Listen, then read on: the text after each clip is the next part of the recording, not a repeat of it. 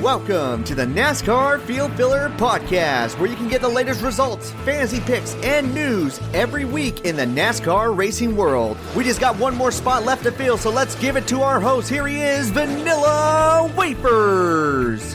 What's up, everybody? Welcome to the back of the field. This is Vanilla Wafers, and thank you for tuning in to the Field Filler Podcast. We just had a weekend of racing at Richmond Raceway, and yeah, that was definitely Richmond for you.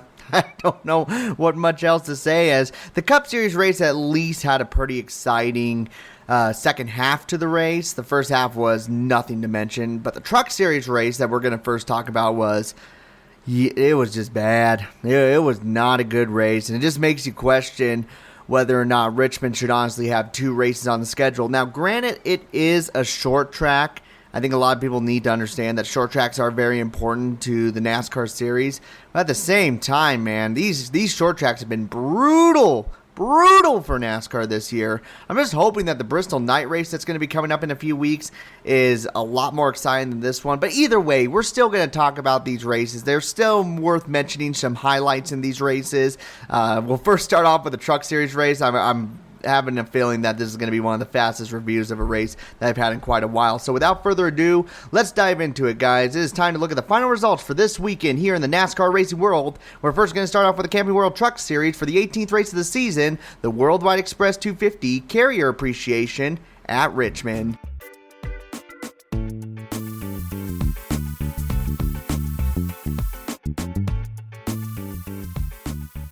Alrighty, so in this race we had a total of 42 trucks enter into this race. Quite a few trucks tried to make it into this Richmond race, so that meant quite a few of them missed out on running in this main event. This includes the number 5 of Tyler Hill, the number 46 of Brandon Poole, the number 90 of Justin Carroll, the number 14 of Trey Hutchins, the number 96 of Mason Maggio, and the number 6 of Norm Benning. All drivers and teams I really wanted to see in this event, but unfortunately, when you have that many trucks entered in, you got to perform at your highest point, and unfortunately, they were not able to do that, so they missed the 18th race of the season.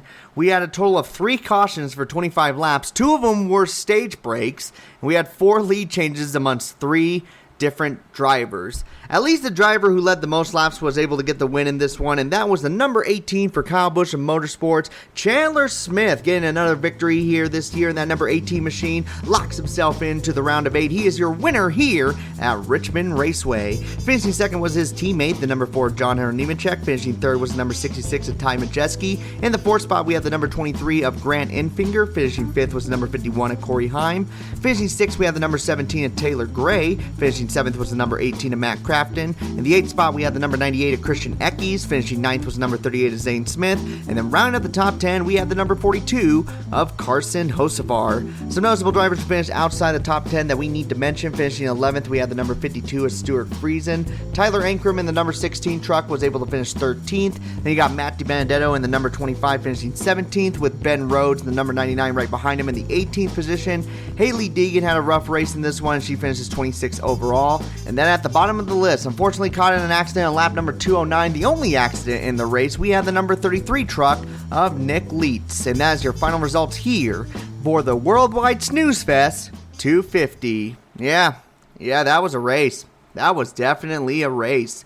Well, I guess there was some passing here and there, but okay, let's talk about the highlights. So I wasn't able to watch this truck race, and apparently I didn't miss too much, because the only 3 people who were competitive in this race was Chandler Smith, Ty Majeski, and John Hunter Nemechek. John Hunter Nemechek only led 1 lap in this race, which absolutely surprises me. He was always the second best truck in this entire race, so unfortunate for him to not be the best truck at all at any point. But you know what? He still had himself a really good run and was able to finish off second. That's going to be really helpful for him in the points.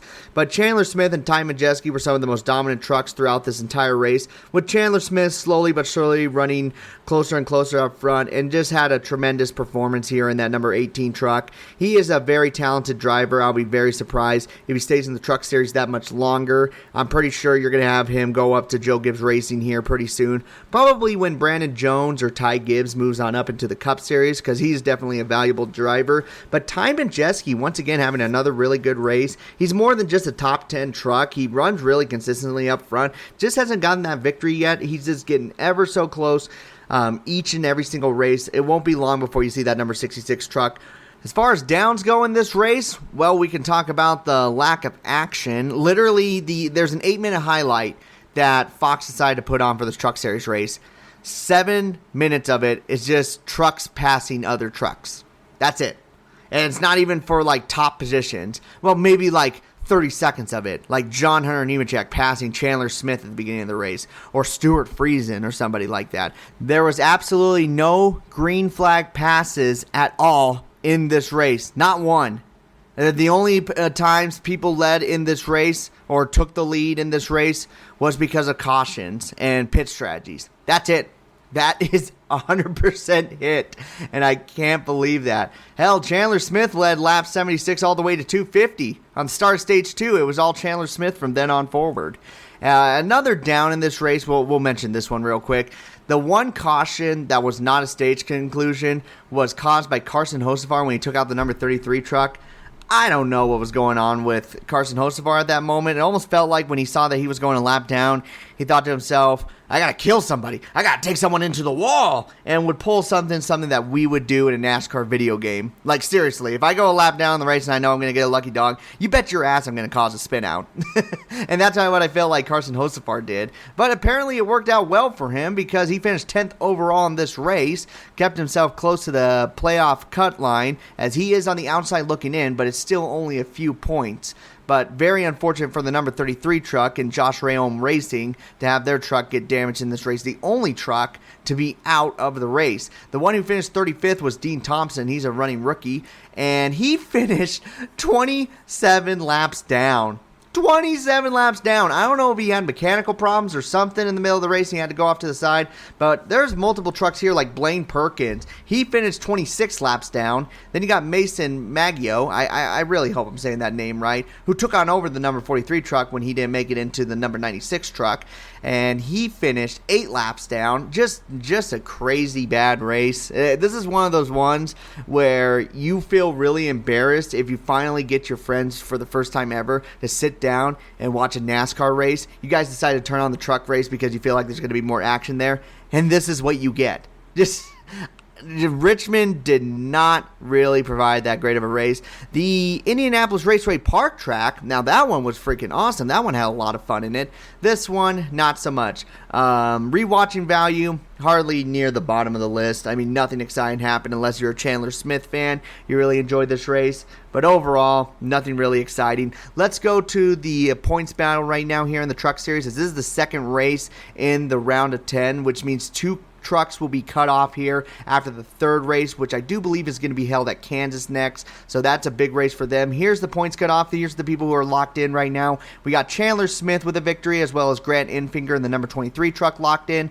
Zane Smith has a comfortable lead as he sits 43 points above the cut line, with John Hunter Nemechek close behind, 43 points above the cut line. In the 5th spot, you have the number 66 of Ty Majeski. He's 36 points above the cut line. Stuart Friesen in the number 52 truck is 31 points above the cut line. And then Ben Rhodes, who had a struggling race here in Richmond, falls a few more points. Now he's only 21 points above the cut line. He should be good unless there's a victory from one of these trucks behind him. Then I would be a little worrisome for him. But for now, he sits 21 points ahead. Then you got the number 88 of Matt Craft, and he is now above the cut line, 3 points ahead. And then you got Carson Hocevar in the 42 truck, 3 points behind. And then Christian Eckes in the number 98 truck, 6 points behind. So it's very close between 8th through 10th, but you know how it is in these Truck Series races. Something crazy can happen, and you can have a team potentially fall out going into the round of 8. Now let's move on to the main event. I know that one was super quickly, but I don't know what more you want me to talk about. Maybe I could talk about how many trucks passed Lane Riggs there in the first stage, but I'm not going to go through that. Let's talk about the race that had a little bit more excitement. This is the 24th race here of the Cup Series in the 2022 season. Without further ado, let's dive into the final results for the Federated Auto Parts 400 at Richmond. Alrighty, so in this race we had a total of 36 cars enter into it, which means we had no open charter cars run in this race. We just had the standard 36 charter machines. We had a total of 5 cautions for 28 laps and 16 lead changes amongst 9 different drivers. That sounds like there was a lot of action up front, but it was mostly due to green flag pit stops, so don't let that statistic fool you. I just wanted to say that real quickly because I noticed that and immediately thought to myself, there was that many lead changes? No. Technically, yes, but in all honesty, we know the real truth. In the end, though, how about a back-to-back winner leading 55 laps in this race? A Ford, not a Toyota, won at Richmond, believe it or not, and it was the number 4 of Kevin Harvick, getting his 60th win of his career, second win of the 2022 season, and is showing to everyone that he is one of the more dominant cars going into the playoffs. Finishing second, we have the number 20 of Christopher Bell, and the third spot was the number 17 of Chris Buescher. Finishing fourth, we have the number 11 of Denny Hamlin. Finishing ninth was the number 9 of Chase Elliott. In the sixth spot, we have the number 22 of Joey Logano. Finishing seventh was the number 19 of Martin Truex Jr. Finishing eighth, we had the number 10 of Eric Almirola. Finishing ninth was the number 18 of Kyle Busch. And rounding out the top 10, in the number 12 machine, we have Ryan Blaney. Finishing 11th was the number 24 of William Byron. Finishing 12th, we have the number 2 of Austin Cindric. Finishing 13th, we have the number 23 of Bubba Wallace. Finishing 14th was the number 5 of Kyle Larson.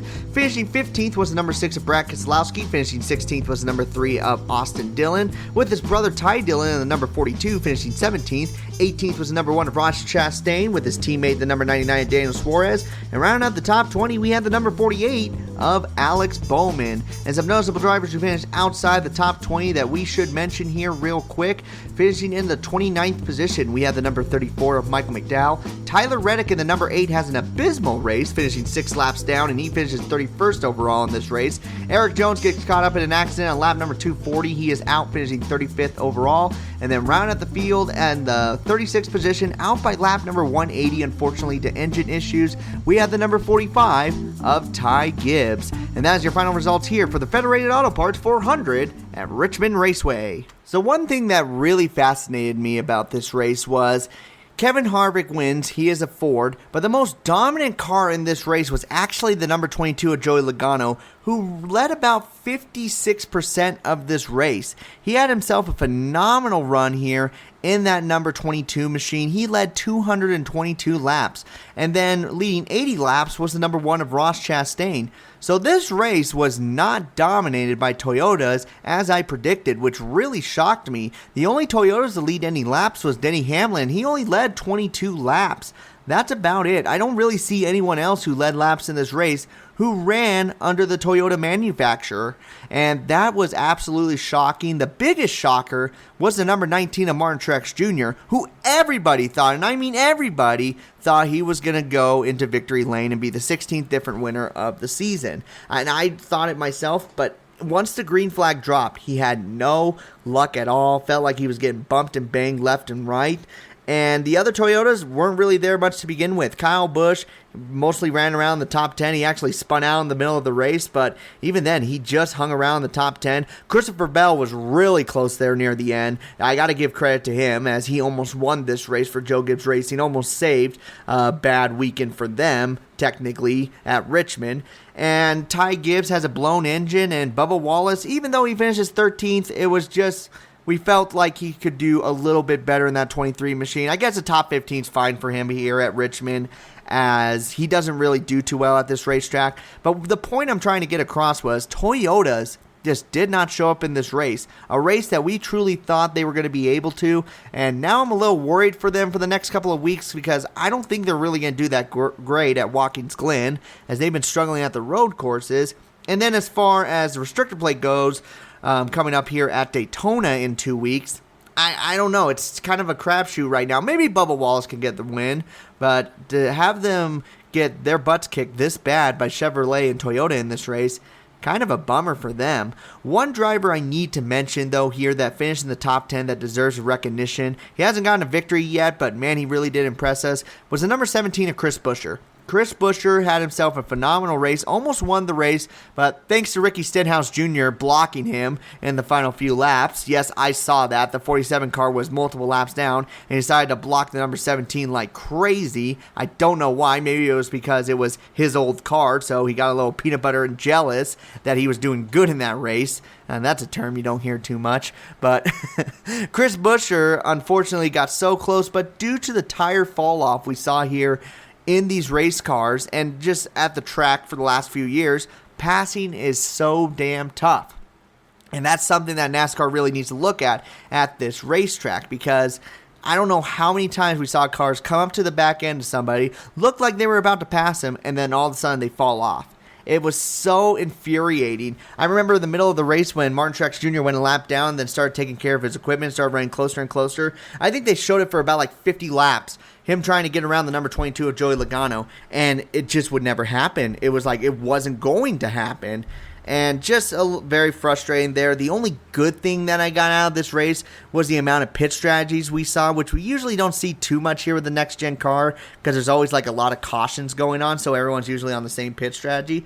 But we got that in this race, which provided so many lead changes. We did not know which strategy would work out the best. And in the end, it worked out for Kevin Harvick, who had himself a really good car. And the momentum for him right now is unbelievable.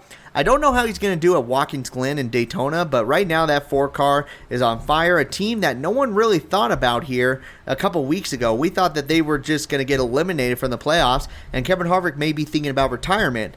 Well, then he just totally proves us wrong at Michigan, and now look at him. He gets 2 victories now. Really good run for him. And overall, Stewart-Haas Racing really needed this. They had another car finish in the top 10, Eric Almirola. Good to see him get another top 10 once again. But you guys hear it. You guys hear nothing but Fords is having impressive performances. Kevin Harvick, Chris Buescher, Joey Logano, Eric Almirola, and Ryan Blaney fill out the top 10. 5 Fords, so great run for them. When we all thought that they were struggling, they proved us wrong. A team that did struggle in this race, that did really surprise me here near the end, was once again Trackhouse Racing. I don't know what's going on with them, but for some reason they just can't finish races right now. Now, granted, Ross Chastain was having himself a good race. He won the first stage, so we can't take that away from him. But unfortunately, he got caught up in another incident that took out multiple cars once again, and it caused him damage. So this time he was on the bad end of a situation, of an accident that he caused, which we usually don't see that much, but he paid the price for it. So a driver who led 80 laps in this race, unfortunately, just barely squeaked in a top 20 with his teammate right behind him. Does this indicate that Trackhouse Racing is starting to lose some steam here in the 2022 season? I don't really think so. I mean, like I said, Ross Chastain won a stage and led 80 laps. That's still a really good performance. It's just Ross Chastain's biggest enemy right now is Ross Chastain. And I wouldn't say like he's self-imploding on himself or he's just a self-destructive driver. He's not something like AJ Allmendinger who's in a bad mood, things fall apart. He's more of he makes big mistakes when he shouldn't be, and it causes accidents with other drivers, so he makes a lot of enemies. So right now, like, half the field is against him, and I think it's starting to play a big factor on Ross Chastain. So we'll see how he does here in the next few weeks. But a little bit worrisome to see him finish more outside the top 10 than he is inside the top 10. Another down in this race has to go to definitely the number 8 of Tyler Reddick. I don't know what in the world happened to him. I was thinking he was going to finish in 15th because that's usually what he does here at Richmond. But he decided to times it by 2 and have an average running position of 30th.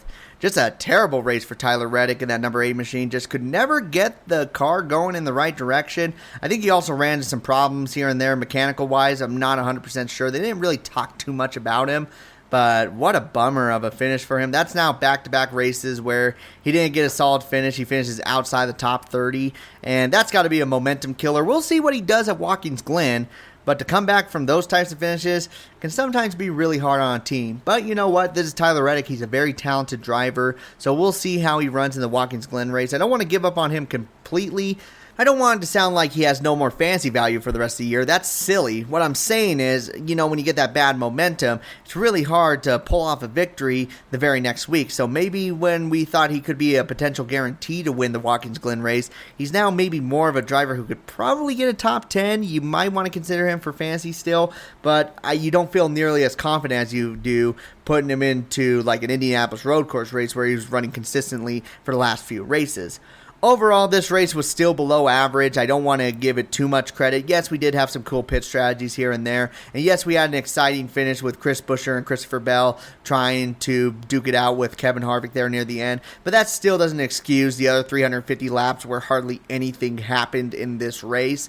We expect with short track races, we expect a lot of action throughout the race from beginning to end. Maybe a little bit more bumping and banging than we saw on Sunday. But we didn't get that, which still continues the fear for a lot of fans with the next-gen car, as it may not be a good car at all for short tracks. It's good for intermediate tracks and maybe in some cases road courses, but yeah, right now these short tracks are kind of the least exciting races of the year. Something that I never would thought I would say here in the Cup Series.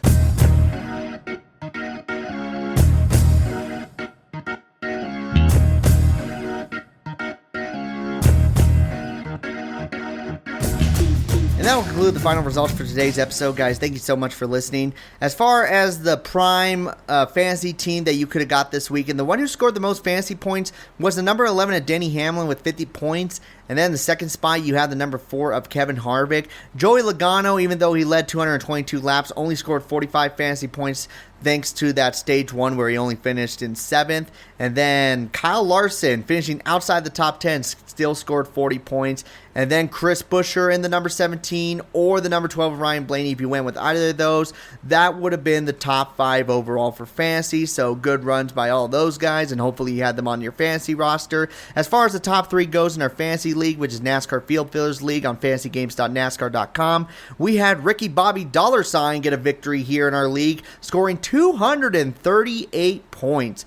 Fabulous job by him. Finishing second, we have the most dominant fantasy team in the league right now, Turn Sheen, at 224 points. I finished right behind him with 219 points, and then you had Crazy Corrado in the 4th position overall in the league standings as well as this weekend. He finishes 4th with 215, and we had 15 different teams score 200 plus points. Again, badass job, guys. You guys are doing really well in fantasy so far.